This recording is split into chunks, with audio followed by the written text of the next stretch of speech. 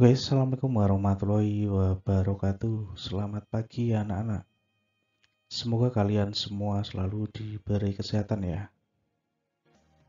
Oh ya, kalau kemarin kita belajar secara tatap muka, tetapi di masa pandemi ini kita akan melaksanakan pembelajaran dengan media daring atau digital.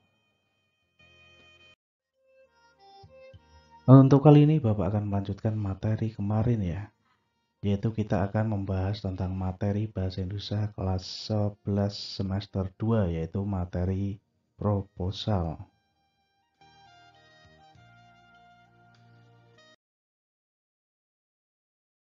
Nah, yang akan kita bahas di sini yaitu tentang proposal ya. Yaitu kita akan bahas yang pertama nanti tentang pengertian proposal. Terus yang kedua jenis-jenis proposal. Terus yang ketiga ciri-ciri proposal. Terus yang keempat manfaat proposal. Nah, untuk yang pertama yang kita bahas yaitu tentang pengertian proposal ya. Nah, pengertian proposal menurut para ahli, kata proposal sendiri berasal dari bahasa Inggris, to propose, yang artinya mengajukan. Dan berikut pengertian proposal menurut pendapat para ahli yang pertama, yaitu menurut KBBI ya. Jadi menurut KBBI, proposal itu berarti rencana yang dituangkan dalam bentuk rancangan kerja. Terus menurut Rifki, di sini proposal adalah suatu bentuk rancangan kegiatan yang dibuat dalam bentuk formal dan standar. Terus menurut Hasnun Anwar, proposal adalah rencana yang disusun untuk kegiatan tertentu.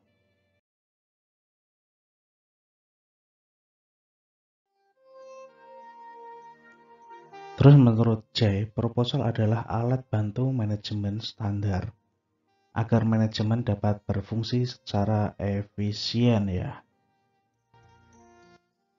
Terus untuk menurut Hadi, nah di sini proposal adalah suatu usulan terstruktur untuk agenda kerjasama bisnis antar lembaga, perusahaan, usulan kegiatan sampai pada pemecahan masalah. Terus menurut yang selanjutnya menurut Keraf, proposal adalah suatu saran atau permintaan kepada seseorang atau suatu badan untuk mengerjakan atau melakukan suatu pekerjaan.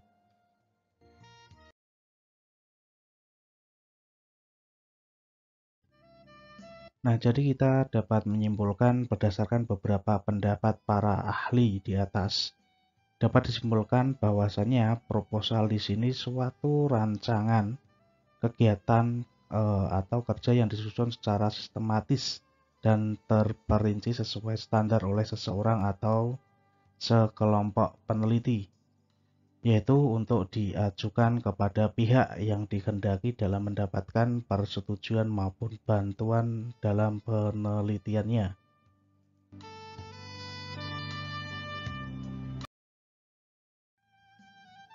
Nah, sampai sini apakah anak-anak sudah paham? Pastinya sudah paham ya. Nah, sekarang kita lanjutkan pembahasan tentang jenis-jenis proposal.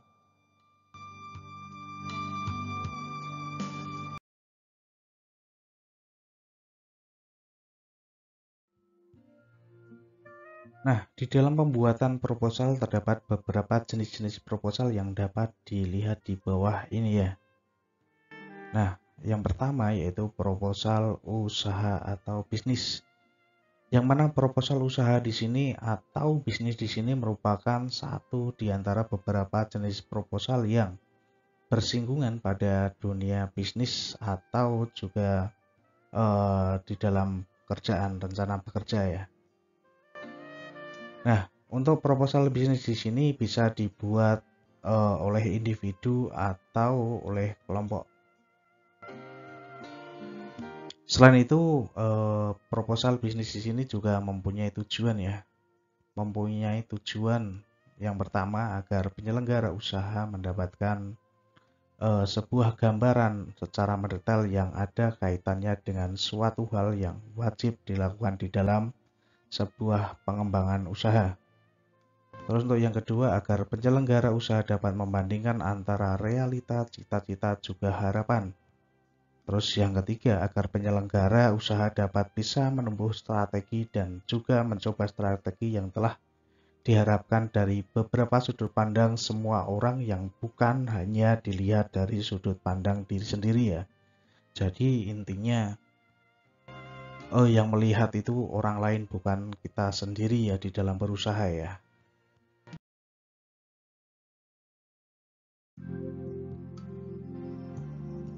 Nah, untuk yang kedua yaitu proposal proyek ya. Nah, proposal proyek merupakan satu di antara beberapa jenis proposal yang juga ada kaitannya pada dunia bisnis. Jenis-jenis proposal proyek ini sedikit mirip pada proposal usaha atau bisnis. Yang menjadi perbedaan hanyalah proposal proyek ini terlebih difokuskan kepada sebuah proyek atau bisnis, juga pengajuan pembangunannya saja ya. Terus untuk yang ketiga yaitu proposal kegiatan, yang mana proposal kegiatan di sini merupakan satu di antara beberapa jenis proposal yang sering dibuat baik itu secara individu atau kelompok. Tujuannya yaitu proposal ini dibuat akan diajukan untuk menyelenggarakan suatu hal kegiatan ya, misalnya 17-an atau pengajian gitu ya. Adapun proposal ini dapat membantu di dalam penyusunan suatu rencana program pada kegiatan yang bakal diadakan.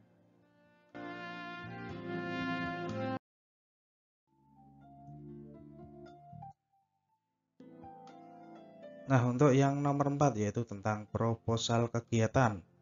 Yang mana proposal kegiatan ini merupakan satu di antara beberapa jenis proposal yang sering digunakan di dalam bidang akademis.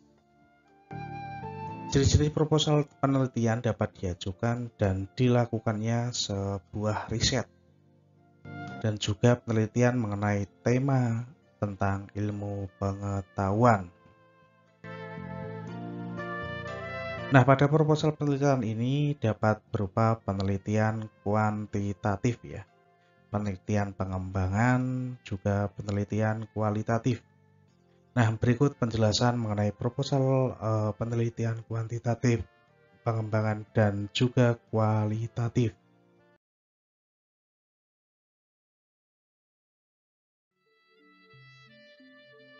Nah, proposal penelitian kuantitatif di sini yaitu sebuah penelitian yang memakai metode pendekatan deduktif atau induktif atas dasarnya.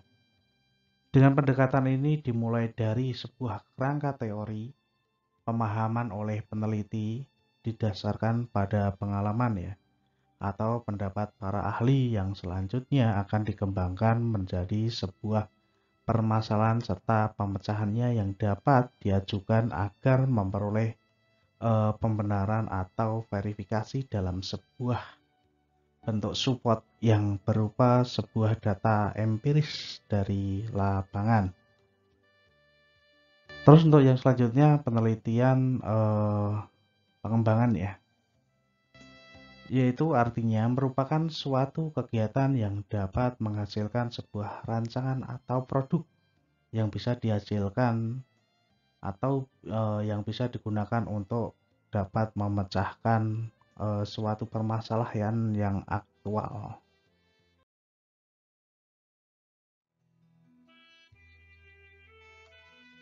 Nah, untuk yang terakhir yaitu proposal penelitian kualitatif ya.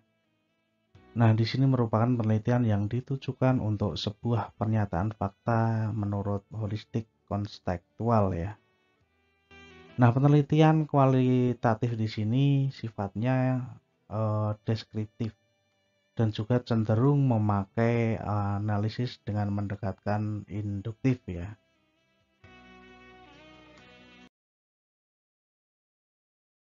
Nah, yang kita bahas selanjutnya yaitu tentang macam proposal. Nah, macam proposal di sini ada 3 ya. Yang pertama proposal formal, yang mana proposal di sini yang bersifat resmi dan juga baku. Tetapi di sini mengedepankan 3 bagian. Yang pertama pendahuluan proposal ya. terus isi proposal, dan juga data pelengkap. Beda lagi sama proposal non formal.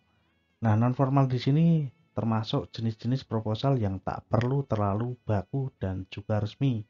Pada umumnya akan disampaikan di dalam suatu bentuk surat atau memorandum ya. Terus yang selanjutnya proposal semi formal. Merupakan jenis-jenis proposal yang tak selengkap seperti pada proposal yang formal, tetapi di sini masih dapat menggunakan sebuah format yang sifatnya baku. Itu ya. Nah, sampai sini sudah paham ya? Kalau sudah paham, kita lanjutkan ke ciri-ciri proposal. Nah, untuk yang selanjutnya yaitu kita membahas tentang ciri-ciri proposal. Untuk yang pertama, proposal dibuat bertujuan untuk meringkas kegiatan yang dilakukan. Yang kedua, proposal menjadi pemberitahuan awal suatu kegiatan acara ya. Terus untuk yang selanjutnya, proposal berisi tujuan kegiatan, latar belakang waktu kegiatan, serta rencana kegiatan. Terus untuk yang keempat, tersusun atas lembaran kertas yang berisi rancangan kegiatan yang sudah dijilid diserahkan pada pihak yang akan memberikan dukungan. Terus untuk yang selanjutnya, proposal disusun berdasarkan tujuan-tujuan yang disesuaikan dengan latar belakang acara ya. Terus untuk yang selanjutnya, pihak donatur harus diberikan yaitu tentang susunan acara atau kegiatan. Terus untuk yang selanjutnya yaitu terdapat pihak yang mengajukan.